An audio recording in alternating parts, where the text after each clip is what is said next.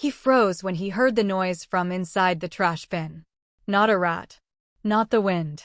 A voice. Soft. Human. Weak. His hand hovered over the lid, shaking. Every instinct told him to walk away. But something inside him whispered, if you leave now, you'll regret it forever. And he had no idea what was waiting inside. His name was Ethan, and if there was one thing people knew about him, it was this: he never gave up. Not when he lost his job. Not when his friends slowly disappeared. Not even when his landlord gave him 3 days to leave. Ethan lived in a small, fading part of the city where streetlights flickered like they were tired of trying. Cracked sidewalks. Peeling paint. The kind of place people passed through, not stayed in. His apartment was barely more than a box, one window, one chair, and a mattress that had seen better years. But every morning, Ethan woke up with the same stubborn belief: something would change. The problem was, nothing ever did. He tried everything. Job applications. Side gigs. Even selling his old belongings online. Days turned into weeks and weeks into months. Each rejection email felt heavier than the last. Each "we'll call you back" became another silent disappointment. One evening, as the sun dipped low and painted the sky in dull orange, Ethan sat on the edge of his bed staring at his empty wallet. Just one chance, he muttered under his breath.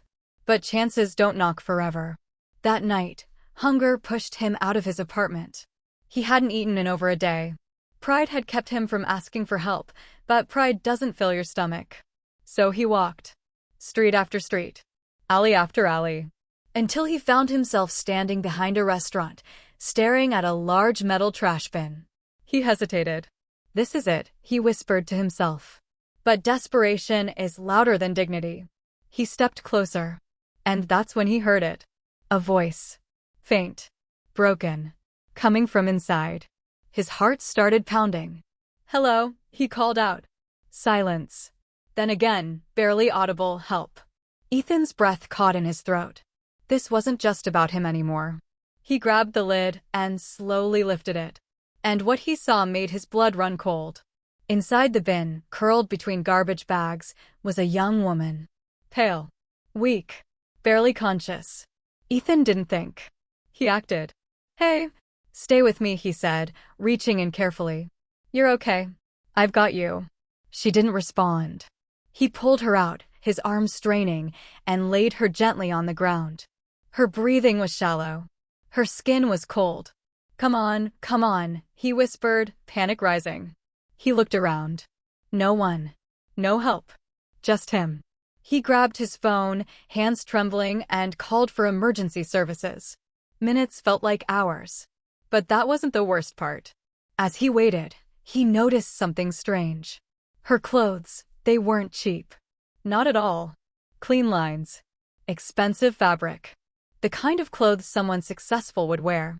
So, what was she doing in a trash bin? That question lingered in his mind long after the ambulance lights faded into the distance. He should have walked away after that. Anyone else would have. But Ethan couldn't. The next day, he went to the hospital. He didn't know why. Maybe it was curiosity. Maybe it was concern. Or maybe it was the feeling that this moment meant something. At the front desk, he hesitated. The woman from last night? The one found behind a restaurant. The nurse gave him a look. Family? He paused. No, but I found her. That was enough. She's awake, the nurse said. Room 214. Ethan's chest tightened as he walked down the hallway. He wasn't prepared for what came next. He knocked lightly and stepped inside. The woman sat upright in bed, her expression calm but distant. Her eyes met his. You, she said softly. Ethan nodded. Yeah.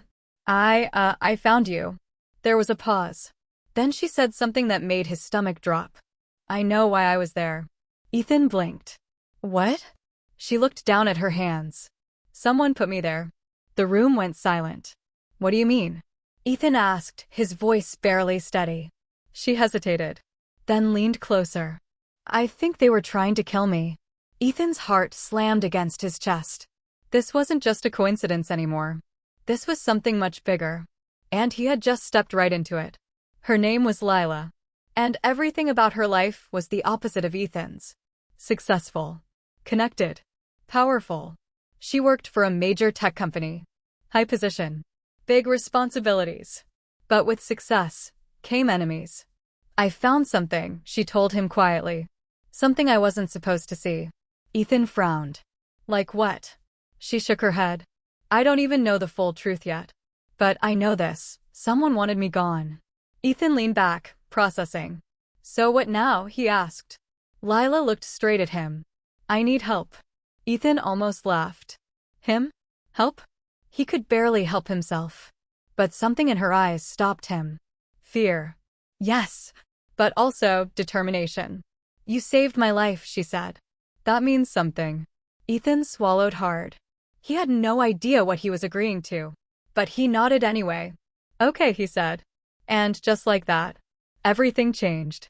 The next few days were tense. Lila stayed hidden. Phones off. Curtains closed. Ethan moved between his apartment and her temporary safe place, bringing food, checking surroundings. But something felt off. Like they were being watched. Then came the first sign.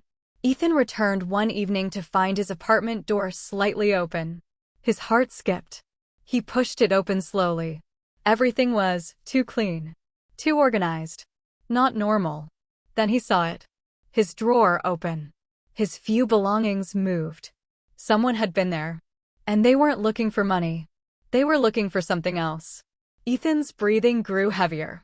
They know, he whispered. But that wasn't the worst part. When he reached into his pocket for his phone, it was gone. Panic hit instantly. He rushed back to Lila. They were in my apartment, he said, breathless. Someone's watching us. Lila's face went pale. It's worse than I thought, she whispered. What do we do? Ethan asked. She hesitated. Then said something that changed everything. We don't run anymore. Ethan blinked. What? We expose them. Silence. That's insane, he said. We don't even know who they are. Lila looked at him. I do. And in that moment, Ethan realized just how deep this went. The night of the confrontation arrived faster than he expected. An abandoned office building. Dark. Quiet. Dangerous. This is where it started, Lila said. Ethan's hands were shaking. This is a bad idea, he muttered. But they went in anyway. Step by step. Floor by floor. Until they reached the room. Lila pushed the door open. And froze. Ethan stepped in behind her. And his stomach dropped. Someone was already there. Waiting. A man in a suit. Calm. Smiling. I was wondering when you'd show up, he said. Lila's voice hardened. You tried to kill me. The man chuckled. You found something you shouldn't have. Ethan felt the tension snap tight. This doesn't have to end like this, the man continued. Walk away. Both of you. Ethan looked at Lila. She didn't move. Didn't hesitate. No, she said. And that's when everything exploded. The man reached into his jacket. Ethan reacted on instinct. Run, he shouted. But Lila didn't move. Instead, she stepped forward. You're not getting away with this, she said. Ethan's heart raced. This was it. The moment. The choice. Run and survive. Or stay and risk everything. He clenched his fists. Fear screamed inside him. But something stronger answered back. He stepped beside her. I'm not leaving, he said. The man smirked. Then you both made the wrong choice. What happened next was chaos. A struggle. A shout. A crash. And then, silence. When the police arrived, it was over. The truth came out piece by piece. Corruption. Secrets. Lies buried deep inside a powerful company.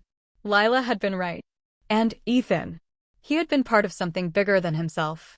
Days later, he sat by his window again. Same city. Same view. But everything felt different. His life hadn't magically become perfect. But he had changed. He wasn't just surviving anymore. He had stepped into something greater. Lila visited him one last time. You could have walked away, she said. Ethan smiled faintly. Yeah, but I didn't. She nodded. Sometimes, she said, the thing you think is your lowest moment is actually your turning point. Ethan looked out the window, thinking about that night. That trash bin. That choice. And how close he had come to walking away. He exhaled slowly. Because now he knew something most people never realize. Opportunity doesn't always look like opportunity. Sometimes, it looks like a risk. Sometimes, it looks like fear. And sometimes, it's hiding in the place you'd least expect, waiting for you to decide whether you're brave enough to reach in and find it.